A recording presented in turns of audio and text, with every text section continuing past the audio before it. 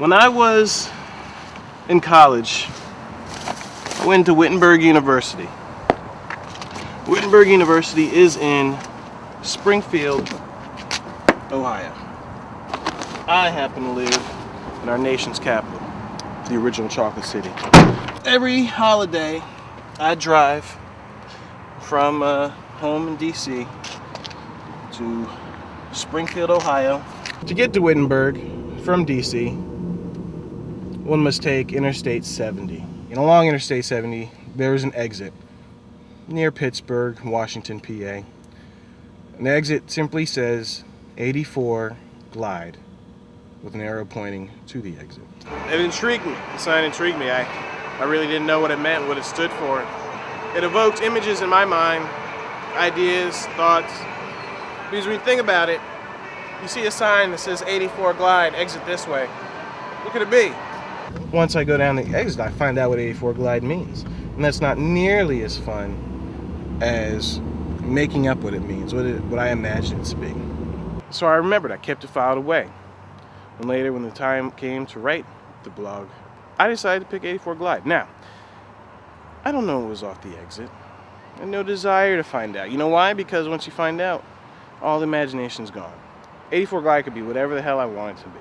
One lady one day decided to tell me that 84 and Glyde were two towns. I wanted to go on this trip today for two reasons.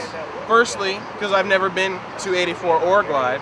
And secondly, as a treat to my reader. One reader. My treat to the one reader I have. Get in touch with my roots. The roots I never had for a town I've never been to. Or two towns I've never been to. But it'll answer so many questions. And raise who knows how many more. Yea, for every end of a journey, there's but a beginning of another story.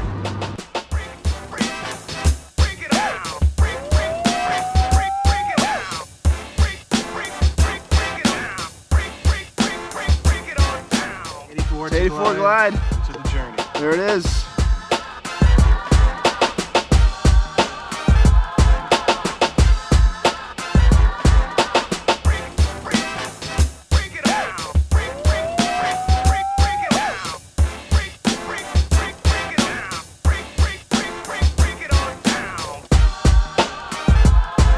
Start with Danny Glover. Lethal Weapon.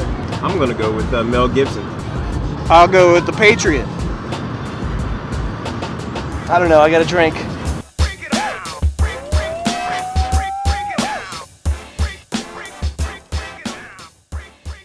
'84 Glyde.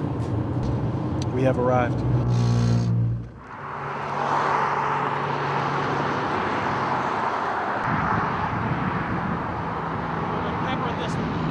Shotguns. 84 Glyde awaits us. Half a mile down this road. So we're going to see what Glyde has to offer us first. Glyde to the right.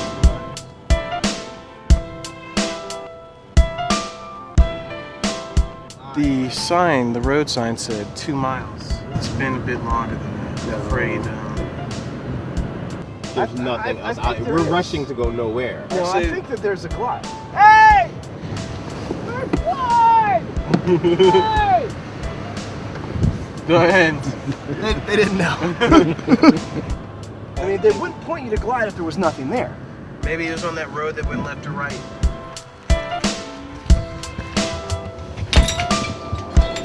I'm looking for Glyde.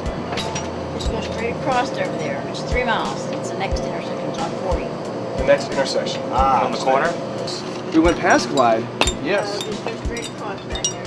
Oh. I just see some signs. Glyde Apartments. Don't go to the apartments. The only evidence so far we found that there is such a place as Glyde is that sign right there. On the other hand, a little bit of history. You see a church that was made in 1867. I got a little bit of dyslexia. 1867. In the early days of Glyde, who knows how long ago, this used to be a motel. Well, let's say imagination 1, reality 0. I like the Glyde I had in my head, so I'm going to stick with that one.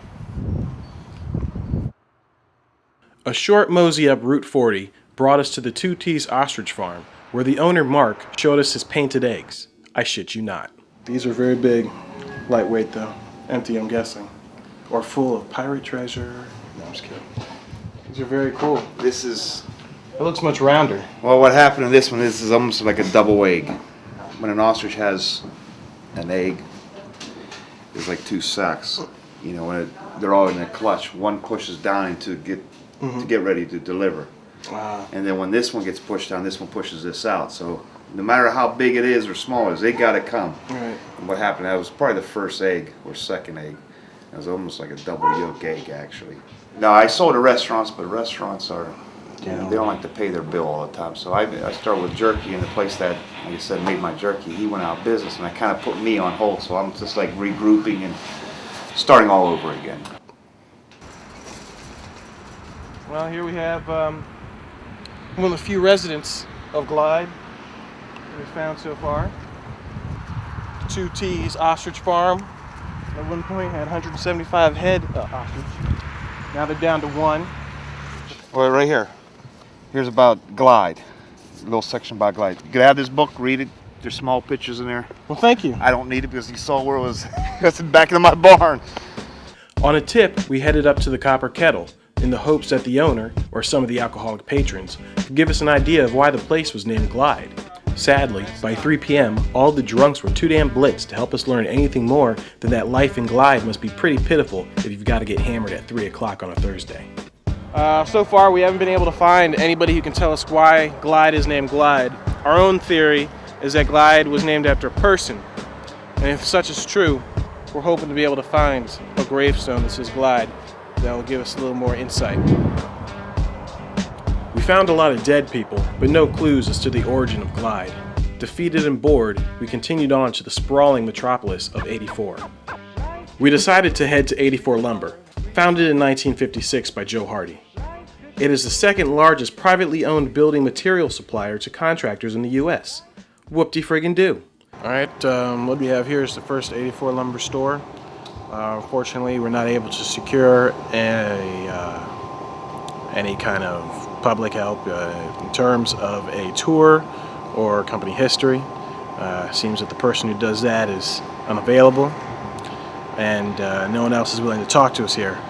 So we're going to move on and see what else we can find here in 84. Makes you wonder what they got to hide. Makes you wonder if 84 Lumber is supporting Al-Qaeda. I'm not making any assertions. I'm not saying anything. It makes you wonder what they're hiding here. Think about it. 84 Lumber. I don't know. From now on, I'm buying all my lumber at 85.